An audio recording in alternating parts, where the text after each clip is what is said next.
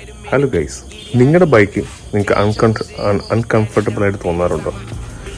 എനിക്കിങ്ങനെ ഈ റീസെൻ്റ് ആയിട്ടൊരു അനുഭവം ഉണ്ടായിട്ടോ. പണ്ട് കോളേജിൽ പഠിക്കുമ്പോഴും അല്ലെങ്കിൽ ജോലിയുടെ ആദ്യ വർഷങ്ങളിലൊക്കെ എനിക്ക് 390 സീറ്റ് അല്ലെങ്കിൽ ഡ്യൂക്ക് 200 സീറ്റൊക്കെ വെരി കംഫർട്ടബിൾ ആയിരുന്നു.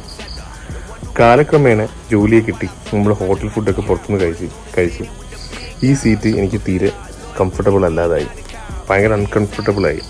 അങ്ങനെയുള്ള സമയത്താണ് ഞാൻ ആലോചിച്ചത് നമുക്കൊരു ബുള്ളറ്റ് എടുക്കാം. ബുള്ളറ്റിന് സീറ്റ് ലോങ് ആണ്, അപ്പം നമുക്ക് കൂടുതൽ കംഫർട്ട് കിട്ടും. പക്ഷേ പിന്നീട് ഞാൻ ആലോചിച്ചു, എന്തുകൊണ്ടാണ് എനിക്ക് ഈ ഡ്യൂക്കിൻ്റെ സീറ്റ് കംഫർട്ടബിളായിട്ട് തോന്നുന്നത്. അതിനുള്ള റീസൺ എന്ന് വെച്ചാൽ എനിക്ക് പിന്നീടാണ് മനസ്സിലായത്.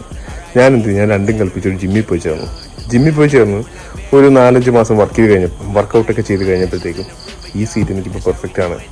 എനിക്ക് ഈ സീറ്റിനകത്ത് ഇനഫ് റൂമുണ്ട് ഇരിക്കാനായിട്ട്. ലോങ് പോയാലും വലിയ പ്രശ്നമൊന്നുമില്ല, കാലുവേദനയില്ല, ഒന്നുമില്ല.